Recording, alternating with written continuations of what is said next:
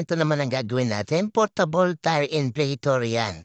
Sabi ni Sir, mabilis na malobat yung portable tire inflator tapos hindi na naaabot yung pressure niya and after nun, mag-shutdown niya. Ayan. Ay, ibig sabihin niya, yung battery niyan, naabot niya na yung life cycle niya, mababa na yung capacity.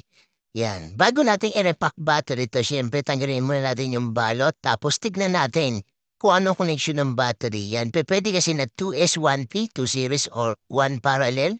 Pwede rin na 1S2P, 1 series, 2 parallel. Yan. Sa battery na to, nung binaklas natin, mapapansin nyo naman, positive yun nasa taas, negative yun nasa ilalim. Ibig sabihin yan, series connection yan.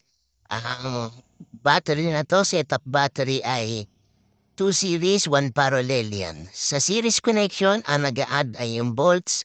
Sa parallel connection naman, ang nag-a-add ay yung capacity.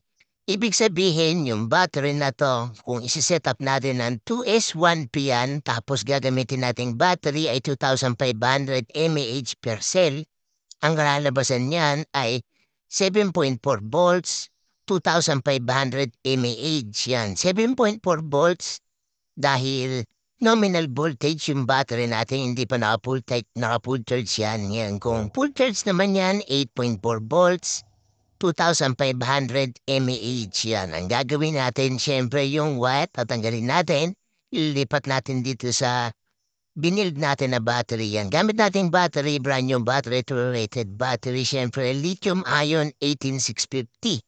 At eto natin yun naman, may nakasetup na tayong battery. Inahin na lang natin yung mga wire yan. Mapapansin nyo, unahin natin syempre yung negative. Tapos yun dun sa may gitna, yun sa main series connection niya. And after niya, yung red wire. Dun naman sa may positive yan. Yung black, common na yan kagad pagka black, negative. Tapos yung red, positive yan. At eto, natin yun naman, ina-assemble na natin. Hinihinang natin yung wire. Sa mga magtatanong ng location ng shop, Tangos, Baliwag, Bulacan. Kung ipipin nyo, O-Save Tangos, Baliwag, Bulacan. Kapag nasa O-Save ka na, tingin ka na sa tapat, makita mo na yung shop natin dyan, JM Repair Shop. Ayan.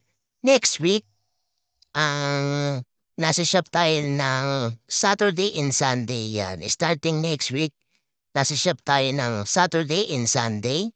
During weekdays yan, wala tayo sa shop dahil meron tayong pagkakaabalahan na. Yan, kaya sa mga mag-walk-in, mag-PM na lang tapos schedule natin.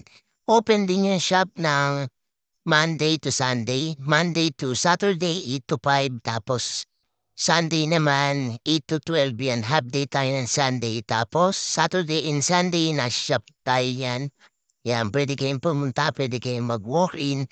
Yan, sa mga mag-i-inquire ng repack battery ng drill, ng impact, ng Bluetooth speaker, tire inflator, e-bike battery, yan at marami pang iba na kung anong-anong may battery yan. Mag-PM lang kayo at nabubasa natin lahat ng PM na yan. Halos araw-araw nagbabasa tayo ng mga PM ng comment sa gabi. Kasi sa umaga talagang sobrang busy natin, hindi natin kayang replyan lahat. Kaya mas maganda, yan, mapansin nyo, sa gabi tayo nagre-reply, sa gabi din tayo nag-upload ng video. Yan. Kaya doble-doble na yung bagod natin. At ayan natin yan naman, kinabit na natin yung mga wire ng battery binild natin at syempre binalutan natin at ayan natin yung naman kinabit na natin sa portable tire inflator. Yan. Sa mga nagdi-DIY, mas maganda kung na-build na yung battery. Yan. Tignan nyo muna yung connection ng old battery tas kung i-build na at kinabit nyo sa unit. Yan. Mas maganda bago nyo isarado ng tuluyan, testingin nyo muna. Kasi ba mamaya nakasarado na, may problema pa parang iba, yan hindi magpa-power on, sayang naman yung assemble natin. Eto, medyo mabilis din itong baklasin, hindi kagaya na sa mga Bluetooth speaker yan, napakadaming tinatanggal na mga tornilyo. At ito natin yan naman, ina-assemble natin, kinakabitan natin yung tornilyo dahil tinesting na natin yan at natin nag-power on. Pero syempre, ina-assemble na natin, ipaparate ko sa inyo mo na magpa-power on na yung tire inflator na to, ayan.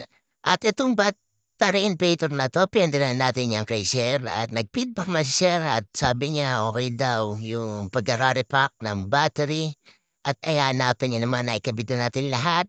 Testingin natin, syempre, power on natin kung magpa-power ba talaga yung tire inflator na to. Yung tinatawag na the moment of truth.